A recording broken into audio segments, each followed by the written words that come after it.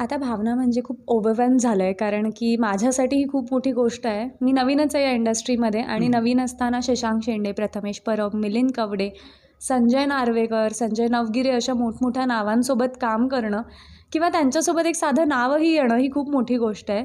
So overwhelming आहे. मी जर ह्याच्याबद्दल बोलायला लागली तर मी कित्येकदा इमोशनल पण होते. सो खूप छान वाटतं आहे मला ह्याबद्दल. बरं. एक्सपिरियन्स खूप छान. जसं मी म्हटलं, की जितकी मोठी नावं तितका तगडा त्यांचा अनुभव.